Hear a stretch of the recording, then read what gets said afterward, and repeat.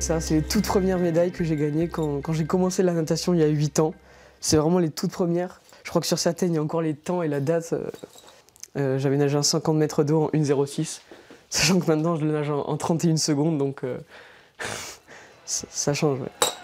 Et puis, il y a eu 1,05 44 dixièmes à Mexico en 2017. Au championnat du monde handisport de natation, c'est la consécration. Une médaille d'or pour Hugo. Elle a une valeur très particulière parce que c'était ma première compétition internationale, ma première vraie compétition internationale.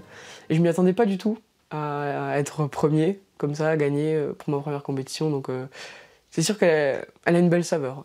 Si la médaille d'or a trouvé sa place au-dessus du bureau, il y a aussi les révisions du bac au programme de ce jeune champion de 16 ans. Au lycée, son visage et son titre s'affichent en grand dans les couloirs, mais il reste un élève discret. Le lundi matin à 8 h, il était là puisque nous l'avons accueilli avec la Marseillaise dans sa salle de classe, qu'il était à l'heure, qu'il était un élève comme les autres, qu'il avait rattrapé ses cours. C'est ça qui est extraordinaire. Parmi les élèves de cette terminale S, rien ne distingue le champion du monde. Il doit pourtant jongler entre les cours et les compétitions.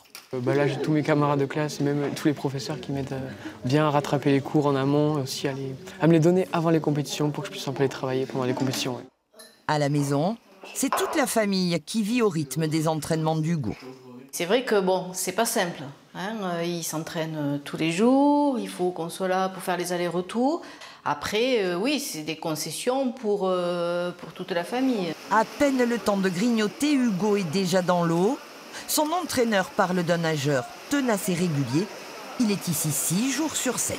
Le fait de s'entraîner en maintenant une motivation régulière et permanente, ça le permet de petit à petit avancer de plus en plus et de passer les obstacles les uns après les autres et d'arriver jusqu'à là où il est arrivé. Quand je suis dans l'eau, c'est d'abord le plaisir d'être dans l'eau, toute la glisse, de ressentir notre poids qui ne répond pas à la pesanteur finalement. Et c'est vraiment quelque chose de super d'être sous l'eau, on a l'impression d'être dans l'espace. Prochain objectif d'Hugo, les Jeux paralympiques de 2020.